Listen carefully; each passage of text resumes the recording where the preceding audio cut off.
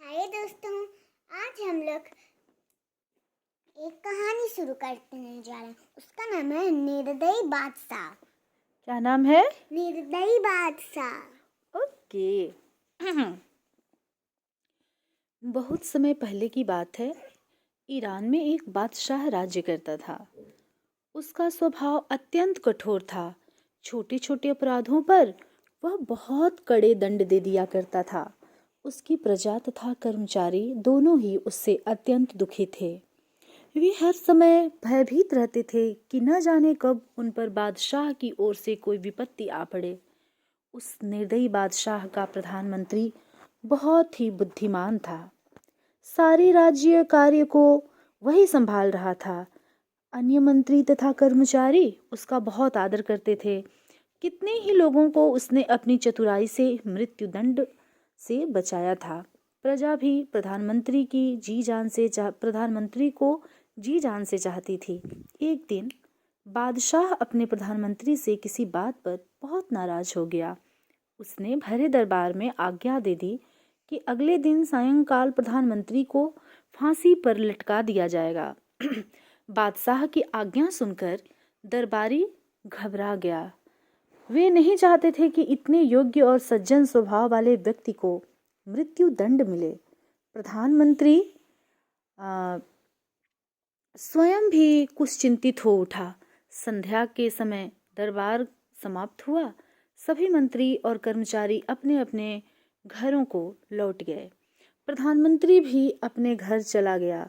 उसने बादशाह की आज्ञा के बारे में घर पर किसी को कुछ नहीं बताया। बिना कुछ खाए पिए वह एक कमरे में जाकर बैठ गया और दरवाजा अंदर से बंद कर लिया। प्रधानमंत्री एक कहानी लिखने बैठ गया। रात भर बैठकर उसने वह कहानी लिख डाली। कहानी बहुत ही रोचक थी।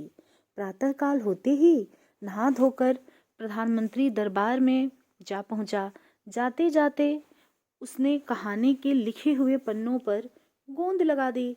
दरबार में पहुंचकर प्रधानमंत्री ने झुककर बादशाह को सलाम किया और बोला, बादशाह सलामत। मैं तो आपकी आज्ञा के अनुसार आज सायंकाल फांसी पर लटका दिया जाऊंगा। मैंने अपने जीवन भर के अनुभव के आधार पर एक कहानी लिखी है।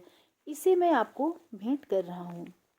बादशाह ने पुस्तक ले ली तथा पढ़ने लगा। जैसे जैसे वह पुस्तक के पन्ने पलटने लगा, उसकी रुचि बढ़ने लगी। पन्ने सिरों पर चिपके हुए थे, अतः वह बार बार जीभ पर उंगली लगाकर उन जुड़े हुए पन्नों को खोलता जाता था तथा कहानी पढ़ता जाता था। ज्यों ही कहानी समाप्त हुई, बादशाह की आंखों के आगे अंधेरा छा गया। कुछ ही क्षणों में वह सिंहासन से नीचे लुढ़क गया तथा मर गया। उसके मरते ही प्रधानमंत्री की फांसी रोक दी गई।